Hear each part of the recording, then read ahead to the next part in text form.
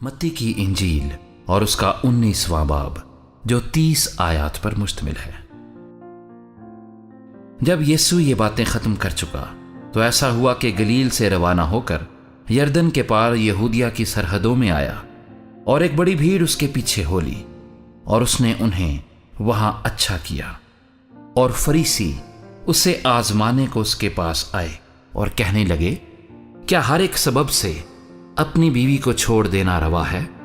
اس نے جواب میں کہا، کیا تم نے نہیں پڑھا کہ جس نے انہیں بنایا اس نے ابتدا ہی سے انہیں مرد اور عورت بنا کر کہا کہ اس سبب سے مرد باپ سے اور ماں سے جدا ہو کر اپنی بیوی کے ساتھ رہے گا، اور وہ دونوں ایک جسم ہوں گے۔ پس وہ دو نہیں بلکہ ایک جسم ہے۔ اس لیے جسے خدا نے جوڑا ہے اسے آدمی جدا نہ کرے۔ انہوں نے اس سے کہا، پھر موسیٰ نے کیوں حکم دیا کہ طلاق نامہ دے کر چھوڑ دی جائے؟ اس نے ان سے کہا کہ موسیٰ نے تمہاری سخت دلی کے سبب سے تم کو اپنی بیویوں کو چھوڑ دینے کی اجازت دی، مگر ابتدا سے ایسا نہ تھا۔ اور میں تم سے کہتا ہوں کہ جو کوئی اپنی بیوی کو حرام کاری کے سوا کسی اور سبب سے چھوڑ دے اور دوسری سے بیاہ کرے، وہ زنا کرتا ہے، اور جو کوئی چھوڑی ہوئی سے بیاہ کر لے وہ بھی زنا کرتا ہے۔ شاگردوں نے اس سے کہا کہ اگر مرد کا بیوی کے ساتھ ایسا ہی حال ہے تو بیاہ کرنا ہی اچھا نہیں۔ اس نے ان سے کہا کہ سب اس بات کو قبول نہیں کر سکتے مگر وہی جن کو یہ قدرت دی گئی ہے، کیونکہ بعض خوجے ایسے ہیں جو ماں کے پیٹ ہی سے ایسے پیدا ہوئے، اور بعض خوجے ایسے ہیں جن کو آدمیوں نے خوجا بنا دیا، اور بعض خوجے ایسے ہیں جنہوں نے آسمان کی بادشاہی کے لیے اپنے آپ کو خوجا بنایا۔ جو قبول کر سکتا ہے وہ قبول کرے۔ اس وقت لوگ بچوں کو اس کے پاس لائے تاکہ وہ ان پر ہاتھ رکھے اور دعا دے، مگر شاگردوں نے انہیں جھڑکا۔ لیکن یسوع نے کہا، بچوں کو میرے پاس آنے دو اور انہیں منع نہ کرو، کیونکہ آسمان کی بادشاہی ایسوں ہی کی ہے۔ اور وہ ان پر ہاتھ رکھ کر وہاں سے چلا گیا۔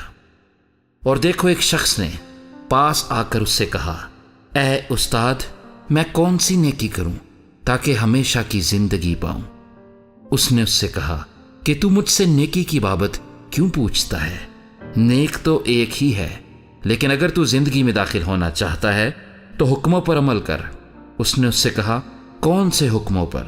یسوع نے کہا، یہ کہ خون نہ کر، زنا نہ کر، چوری نہ کر، جھوٹی گواہی نہ دے، اپنے باپ کی اور ماں کی عزت کر، اور اپنے پڑوسی سے اپنی مانند محبت رکھ۔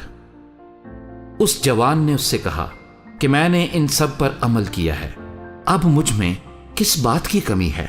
یسوع نے اس سے کہا، اگر تو کامل ہونا چاہتا ہے تو جا، اپنا مال و اسباب بیچ کر غریبوں کو دے، تجھے آسمان پر خزانہ ملے گا، اور آ کر میرے پیچھے ہو لے۔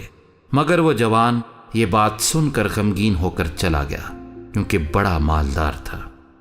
اور یسوع نے اپنے شاگردوں سے کہا، میں تم سے سچ کہتا ہوں کہ دولت مند کا آسمان کی بادشاہی میں داخل ہونا مشکل ہے۔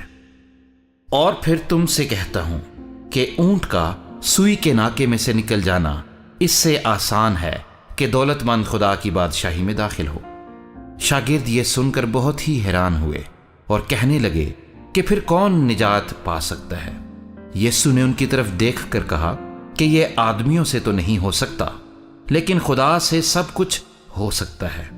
اس پر پطرس نے جواب میں اس سے کہا، دیکھ، ہم تو سب کچھ چھوڑ کر تیرے پیچھے ہو لیے ہیں، پس ہم کو کیا ملے گا؟